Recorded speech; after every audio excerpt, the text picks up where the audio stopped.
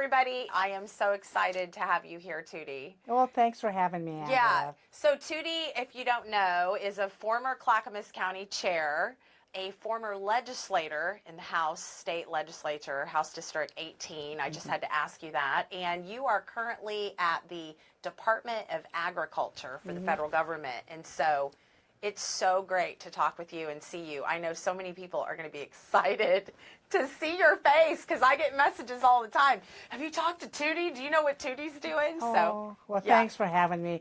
I enjoy it. I enjoy what I'm doing for the Farm Services Agency because I really get to help the people who I grew up with and have great passion for. And that's the people who work the land, the farmers and the ranchers and the people who grow our timber products. Yeah. And it's a great job. How many generations is your family Oregonians?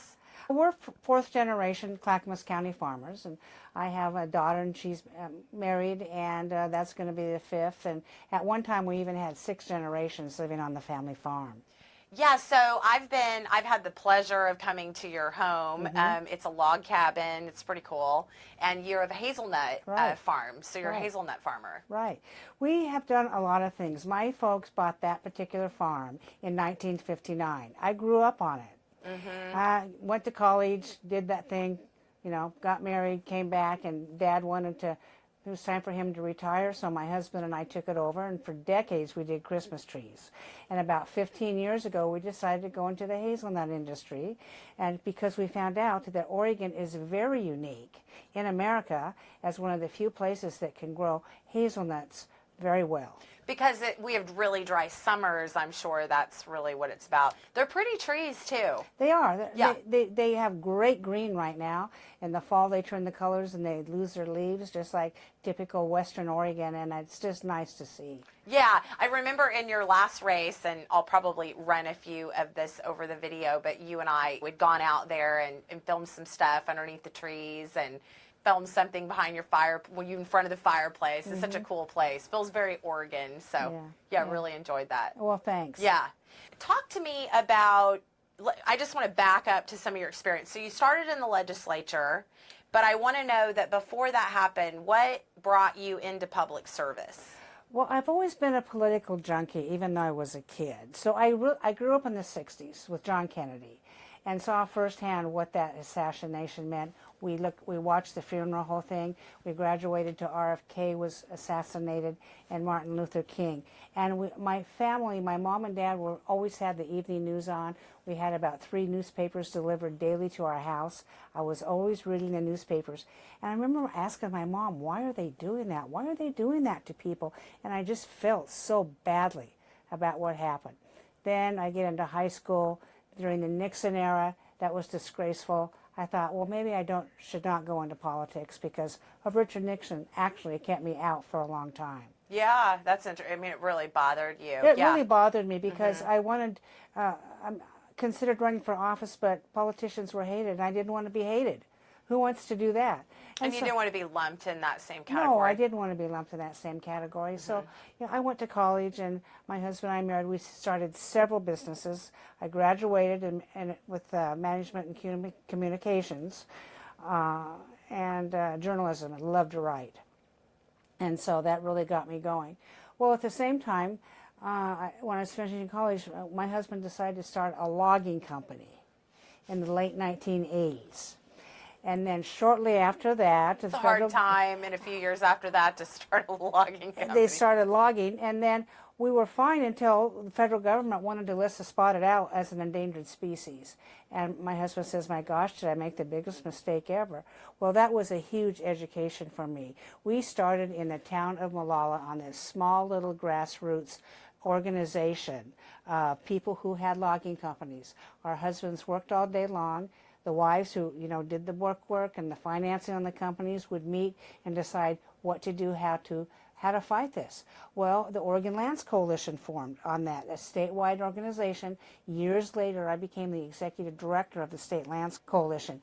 And what we did is we fought the listing of the spotted owl, because what we said was this: if you do this to our forests, it will kill our forests. Our forests are regenerative. They're sustainable. We cannot possibly log all the timber in Oregon, because Oregon is the greatest producer of timber in America. It really is. And if you do that, our schools will be cut back, our cities, our infrastructure, the federal and state timber taxes paid for would disappear. And yes, they have disappeared. So we're in this situation. And so one of my first political jobs, I was 29 years old, and I went back to Washington, D.C. to lobby the United States Congress. And I was very naive. Oh, I was so naive. I thought, well, if I explained our story here in Oregon and how devastating it's going to be for the entire state, they'll just understand and not list it. And every time I turned around, I ran into a brick wall. The people wouldn't listen. And the aides that work for the Congress people and the senators wouldn't listen. And it was the best, it was a turning point for me in my life because of this one thing.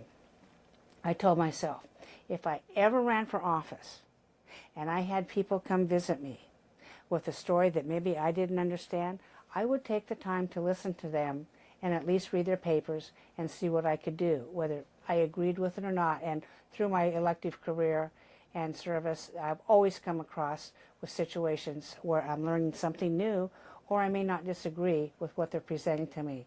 But at least I gave them an opportunity to speak and be heard. Yeah. I didn't know all that, Tootie, that you had done all those things. I'd love to, do you think they filmed that? I'd love to get a copy of that whenever you testified. I bet you it's filmed somewhere. Oh, it's probably filmed someplace, but we had some advisors.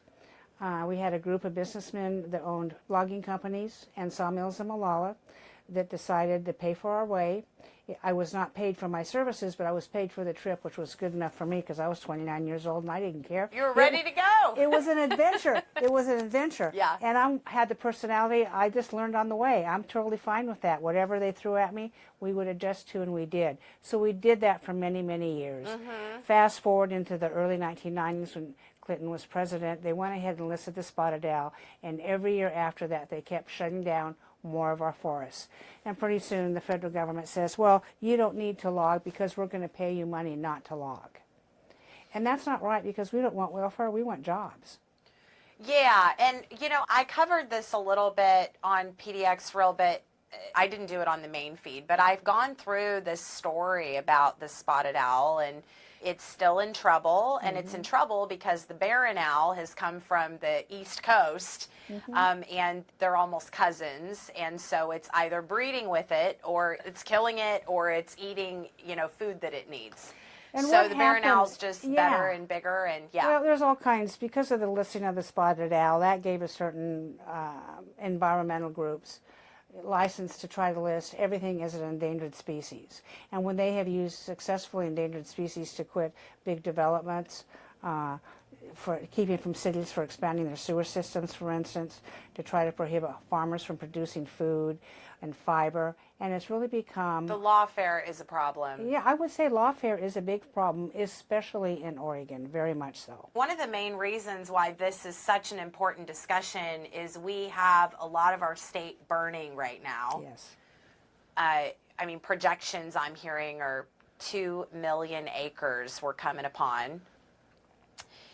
And so I feel like in a while I want to ask you some questions about your county commission experience, but maybe what we'll do is we'll go into the fire information first. So you work for the agriculture department, and so you're getting, we've sort of talked before this obviously, so you're getting a number of calls from people that are having just devastation. And I wanted to know a little bit about, I wanted people to understand a little bit about what your role is for Oregon, from being a liaison between federal and what people here need that have been devastated by these fires. Well, first of all, I'm the state executive director for the Farm Services Agency.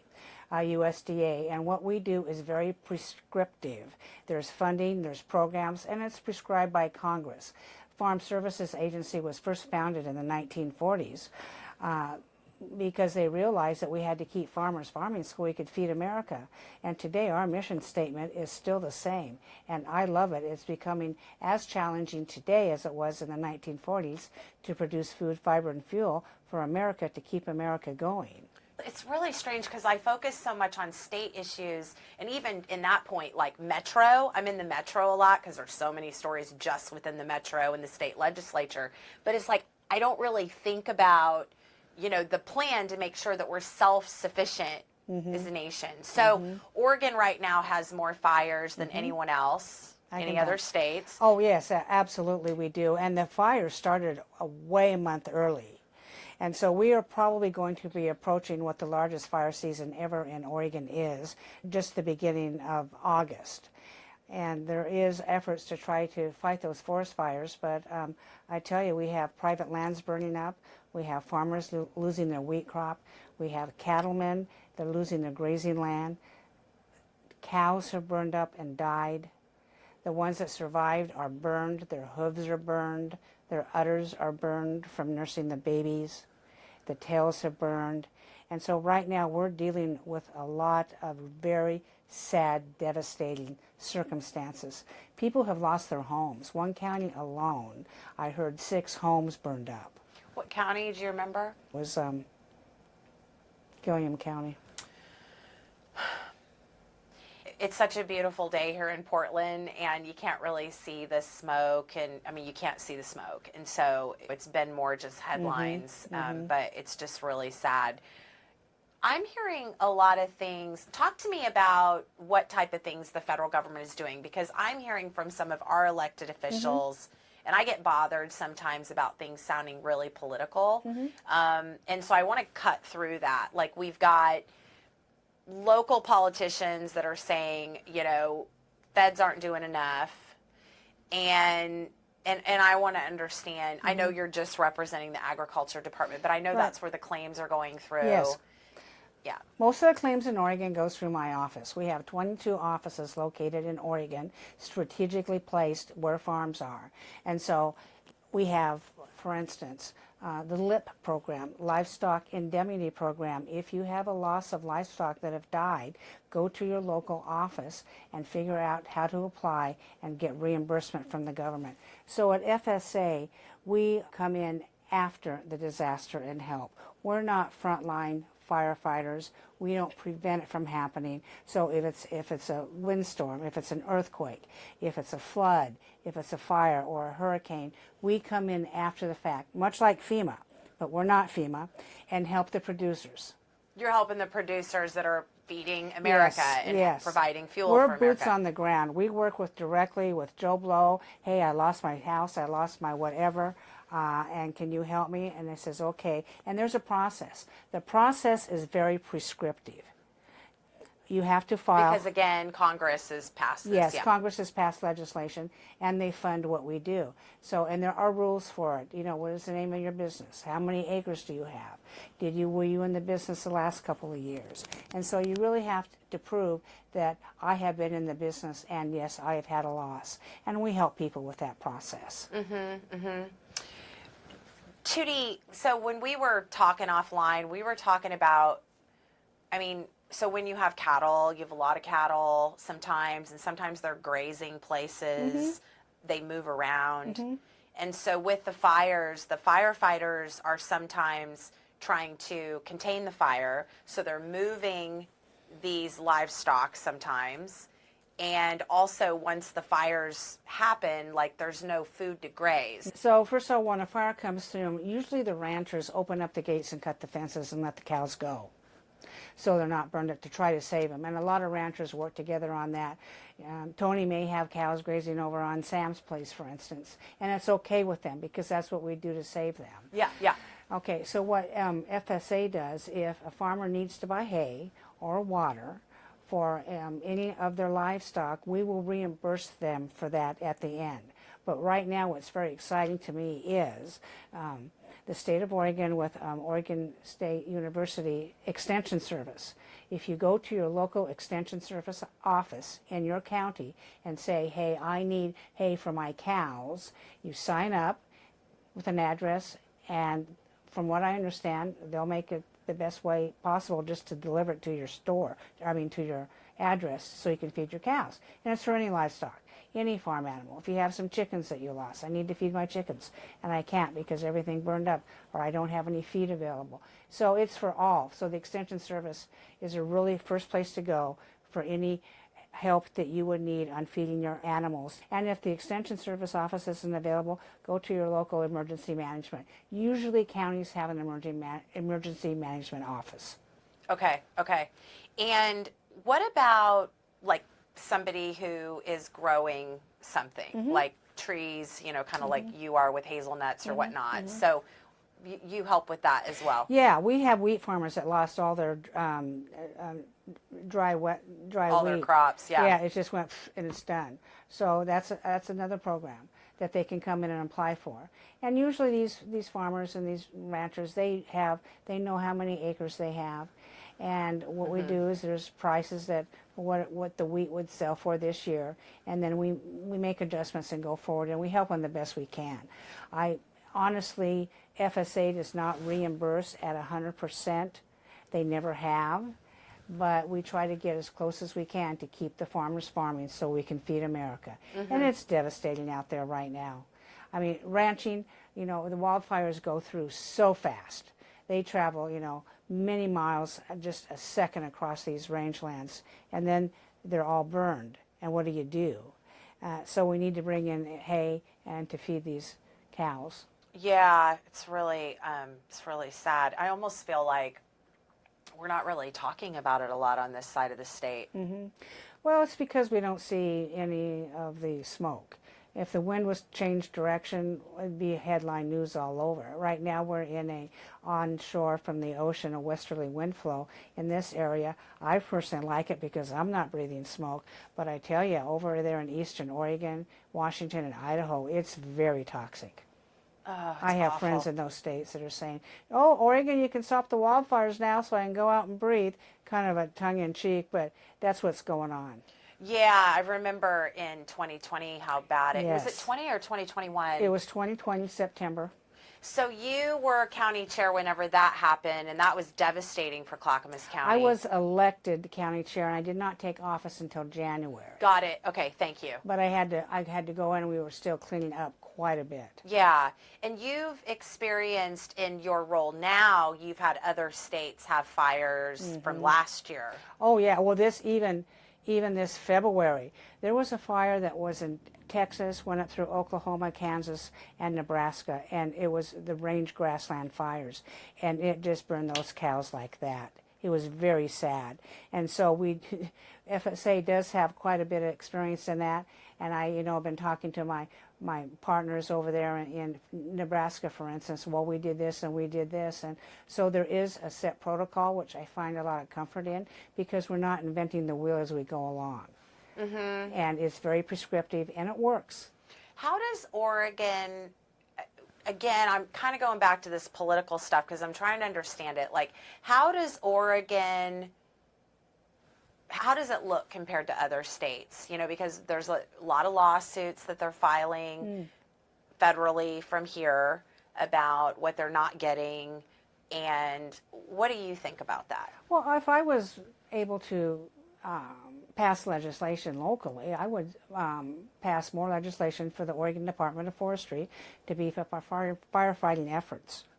I think that's really essential to have more people on the ground, more tankers, more airplanes to drop fire retardant, that type of thing.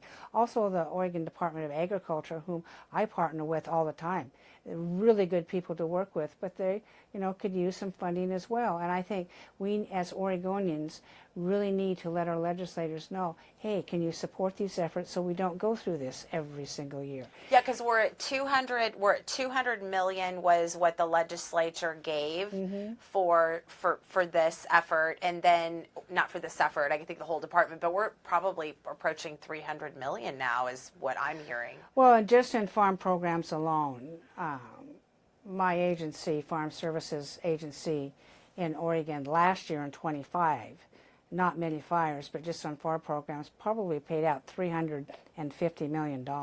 Yeah, I'm sorry, and I was talking about the state budget. Yeah, for that's the Department state of Forestry. budget. Yeah, but in my agency, we don't fight the Totally. Yes, so we just But I'm reimburse for asking loss. as a person who's been around for a while in Oregon and who's been in office in a couple different, I was asking for your opinion. Can you give me your political opinion about what's going on? Or just your referee perspective? Well, I think the leadership needs to support rural Oregon much more than it has in many, many years. It's just not getting support because I don't think they see the importance of keeping farmers farming, of loggers logging, of making our fiber fuel and our food to be a top priority. We need to be able to feed ourselves. We cannot rely on exports from other countries. And we have the ability to do it here in Oregon. Oregon is one of the most diverse states in America for all types of crops. We have specialty crops in the valley. We have wheat, we have soybeans, we have corn, we have all, and we're one of the biggest cattle producers really on the West Coast. And our cattle is quite well known. We have chickens, we have very little hogs, but we do pretty well on that area. Yeah. Can we talk a little bit about, and I'm going to step outside of your role right now, but can we talk a little bit about some of the history and the difference between fire suppression? Because there's two different things. There's sort of like managing the forest, and then there's like once the fire's there, what you're dealing with. And I know that you have some thoughts about this, right? So my understanding is that doing a little bit of research, talking to some people, my understanding is oddly indigenous groups in this area used to do controlled burns. Mm-hmm. Like they had a sense of that. Sure. And it sounds like that after 1910, everybody knows there were the fires in 1910, you know, and so forth, Chicago and some other places, that they stopped. They were like, put out the fire right now. Like the minute you have a fire, that's your number one priority. And then sometime in the mid-1900s, we realized that it would build fuel if you didn't do controlled burns. Right. And then my understanding, and nobody's told me this, I'm just looking at what's there. I think, again, to that lawfare, it sounds to me like there has been some different lawsuits and so forth that has kept people from managing the forest. And then I'm making this up. But I also wonder, because I've been studying government for a little while recently locally, and it feels to me like we just don't want to spend money to do controlled burns or to have the right people cleaning out some of that debris that really makes a lot of kindling for these problems. Well, at the Farm Services Agency, we don't do the logging aspect, but I will say... But I want your opinion. I know you do. We had probably 2,000 lightning strikes a week and a half ago that set most of this on fire. So when that happens, we can't control an act of God. You can't. But what we can do is we can probably mitigate the damage that would happen when that act of God happens. And that would be when I went back to talking about the listing of the spotted owl. That kept us out of the forest. We couldn't cut our timber. We couldn't do controlled thinnings. And what had happened is if you don't do that, you don't let light in the forest, bugs come in, it kills the trees, and those standing trees are dead standing timber. And that's why in Central Oregon we had so much fires over the years. They just devastated when an act of God happened. Yeah. I totally see that. So, anything else that you want me to know about any of those programs? Because, you know, this is going to broadcast, and my hope is that people know when they've had devastation, like how they can get some help, not just state, but also there's federal things available. The state I can't speak to too much, but if you are a rancher, farmer, or producer of any type out there, log in to farmers.gov. That's the federal site. And it will take you, it'll list all the programs. It'll take you to what you need to know. Also, there is a listing for the nearest FSA office to you. Just put in your zip code. It'll take you there. And then you can call the office and say, hey, I've endured this terrible loss. I had a fire, or I've had whatever disaster comes your way, and go in and talk to them, and they will tell you what you need to file. They will need, do you have acres? What type of crops do you have? And they will get you set up. And the nice thing about what we're doing is we're modernizing our processes. So if you're on login.gov, which a lot of us are, if you have Social Security, for instance, you can go in and start doing your filings electronically, but you do need the in-person visit, especially in these times, to do that. We have forage programs for hay. We have crop programs for the wheat or any other crop that was lost, and a lot of livestock programs. Even if some of the timber in forest in our Farm Services Agency, there is some forest conservation programs to help restore your forests. And it's all about restoring the land and getting those charred grazing lands back to productivity. I'm going to ask you to put on your legislature hat. What years were you in the legislature? 2001 to 2005. That's Gosh. a long time ago. It is. I still think, like, after you've been in the legislature, you have the ability to think like a legislator, right? Oh, yeah.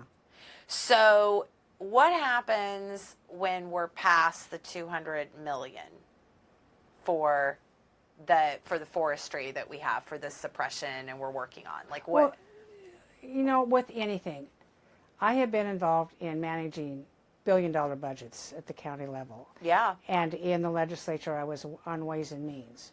It's all about setting your priorities. What do you value in life? Yeah. That's where the money goes. I mean, there's records amount of money going into our Oregon legislature in the coffers, and what are our legislators doing with it? I think people who are elect people and send them to Salem should understand and should ask, what's your priority for spending my tax dollars? Yeah, what's your top? That's a really good point. What's your priority? I personally want to eat fresh-grown food from Oregon. I want to eat meat from Oregon and poultry and eggs and vegetables and fruit. I don't want to have to bring it in from Mexico or China. We're even importing food from Asia. Some of the fruit's okay, but we want to be able to support our farmers and feed ourselves from locally grown. And I think that's really the best place to be. Yeah, it's healthier for all of us too. It fits into a lot of plans. I think that people are feeling a sense of like getting a little bit more grounded to where we are. Yeah. Okay, that concludes the professional part of our interview. Now we're going to gossip. So another chair was elected, Craig Roberts, who was a former sheriff. The current sheriff just resigned Monday of last week. Is that right? No, it was Monday of this week. Yes. And that was really unexpected because that's 2 more years on that term. We'd done some stories about Sheriff Brandenburg too, and about some of her activities that were questionable. And I just, what do you think of the new guy that was appointed on Wednesday? Well, I really like James Rhodes. When I became chair of Clackamas County Commission, we needed to appoint budget committee members. And he rose to the top. He had retired from the Sheriff's Department and decided, well, I can still serve, so we appointed him to our budget committee. And he was a big help because a lion's share of the general fund in our county budget goes to public safety. And so he helped us weed through the morass to tell us, what's needed, what's not needed. And he's really attentive to the budget, and I think that's what's needed right now. I understand that when the sheriff offered up the levy this May, it was supposed to have been a renewal of a levy for patrol officers on the street to stop crime and our jail personnel. And it failed because she asked for a huge increase. And when I saw how much the increase was, I knew it was going to fail. And it failed by probably the largest defeat they've had in Clackamas County. 63%, I think, voted no on it. Yeah, and I mean, people voted no on the gas tax. People voted, it was just like, no more, no more. No more. And I do think the Sheriff's Department in Clackamas County needs to go back, set priorities, clean up the budget. You can't go back out to voters and ask them for more money, thinking that you're automatically going to get it without making a good case on why we need it or why they need it. And frankly, talk about what they're doing and how much safer Clackamas County is. For years, Clackamas County was one of the safest counties in Oregon of the large counties, and we're right next to Portland. Yeah. We're right next to the Columbia River and the airports and all the big hubs. So people like to live in Clackamas County because it's safe. But they need to go back and they need to set priorities and then make the case to voters. they should just renew it. They should not ask for an increase. Yeah, I had listened to the Clackamas County meeting from Wednesday, and I have not verified this, but I'm pretty confident it's so. I was listening to Commissioner Ben West about, what the numbers were and how Clackamas County was rated in safety in the state based on populace, and sounds like it's like the best one. It's one of the best. I think it might be the best in Oregon, and then you can compare it to other jurisdictions across America with the same populace and same. And I think in the past they were able to do a lot with very little. But we need a good manager in there. We need a good people manager. We need a good budget manager. And frankly, we need to support the force. And, just support the force and so people don't quit. That's what I'm concerned about. Yeah. With all the crime and all the homelessness out there, I don't want our good officers from Clackamas County to quit and think that.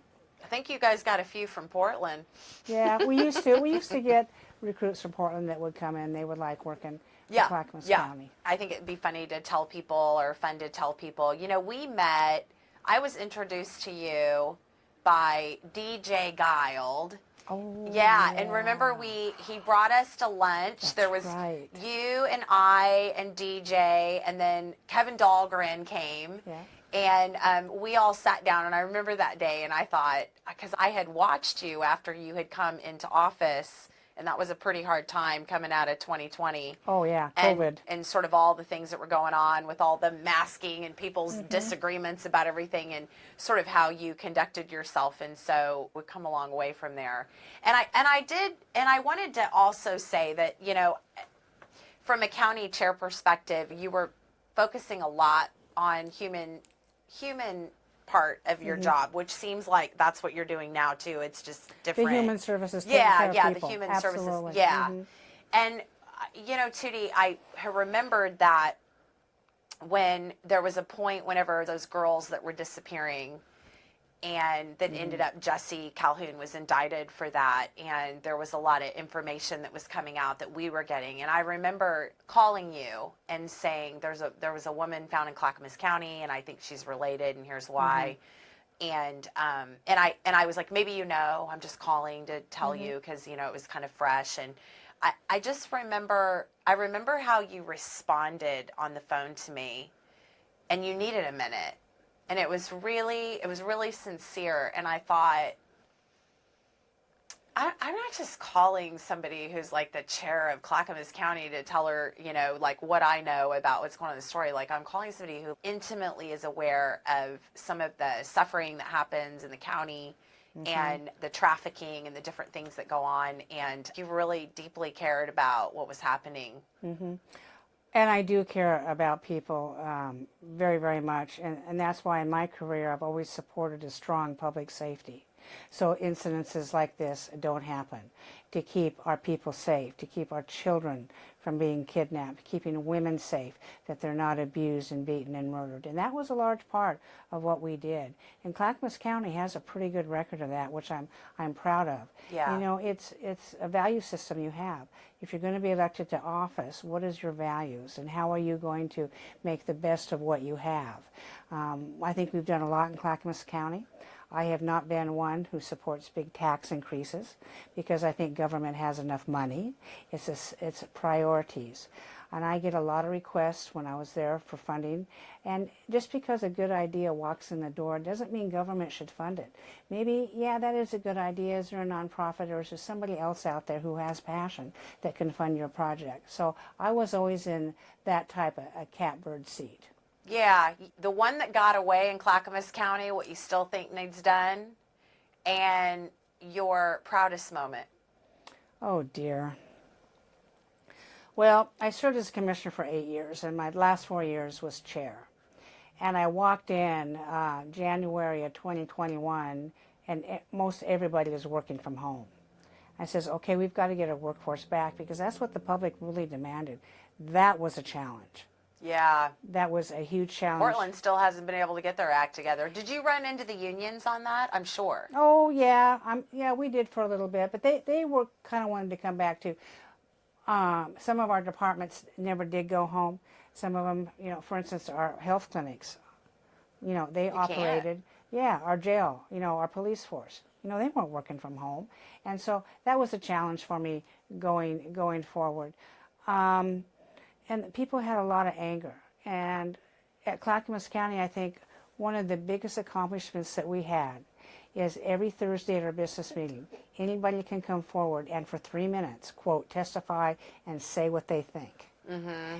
And at one meeting, my gosh, we had 150 people show up because they were really upset about vaccinations or masks or whatever. And as county commissioners, we're also the public health authorities. And some of those decisions were very difficult. And we had probably 150 people in the room, and it was squarely divided. And I was trying to chair the meeting on that. Give every person, whatever side you were on, an opportunity to speak. And I had to gavel down some people. I am not proud of the fact that I had to gavel down some people and tell them to behave themselves. These are adults, okay? And you're in front of an elected commission in a very surreal situation. But every person, I hope, that had an opportunity to testify could do that. Did we make some mistakes? Probably, because, as I always tell people, when you're an elected official, you are presented with a series of facts at the time, and you have to make a decision at the time on most stuff because something comes for a vote. And that's the way our legislature works. It always has. So you make the best decisions you can at the time that you're presented the information, and a lot of it is what the information that staff comes forward. I feel like you were criticized by both sides sometimes. Almost like people that were really like, I don't want to wear a mask. Like they were really mad because there was a policy in the meetings. And you very much, I felt like, knowing you personally, you separated your personal desires for what worked. Because there were certain things coming from the state that were required. And then you also, in some cases, had people that maybe were a bit more, I don't know what word to use, militant about the rules. They weren't happy that you weren't coming down hard enough. But I felt like you were on that line of like, government needs to run. Oh, and very we much need to so. work together, middle of the road, and get this done, and like keep moving because like you said, it's a human service job. I walked in and my county council administrator told me you have to wear a mask, and I says, what? I says, are you kidding me? He says, we're going to convene in the hearing room, and myself and one other commissioner were the only commissioners that showed up, and 3 of them stayed at home and Zoomed in, and I says, this isn't going to work. And what really, I thought, this was not America's finest moment, and nor was it Clackamas County's finest moment. Yeah. We were told in public meetings we had to wear masks, or the governor was going to remove our state funding. And how do you manage government in that situation? Yeah. And come to find out, go forward, the masks didn't work, vaccines didn't work, but we were really threatened and coerced to do something. And so I tried to manage it the best possible because people would say, I don't care if I lose my state funding. Well, yes, you do. You have no idea how insidious state funding is in the county government to provide the services. It all comes from the top down. Like it's just, The services that you use every day, you just don't, driving down the roads, the traffic lights going on and off. Yeah. Even electricity flow, groceries delivered by truck, and to the grocery store so you can have whatever you need. And that was not a good time to serve as an elected official. And I was in the thick of it. Yeah, you were. You told me the other day that you are currently in the most challenging place you've ever been. And I told you that I was so excited that you were in the position you were in to look out for Oregonians, because I know your heart. Thank you. Well, I'm really fortunate in that President Trump has put the agriculture agenda as one of his top domestic priorities. And whatever that we're going to need, and he'll find the money for us, and he's going to keep farmers farming. And I'm just happy to be able to serve with a type of attitude. And in a way, it's one of the most pleasant jobs I've had, because there are 50 of me across America, one in every state. Every state is different, and I constantly learn. And I have challenges that come forward, and we deal with the challenges as they come forward. And I'm just hoping that anybody that needs assistance out there, FSA is here to help you. Just give us a call. Yeah, Sounds great. Thank you for your public service, and thanks for trusting me to come interview here. I really appreciate, I look up to you so much, so thank you. Thank you, Angela.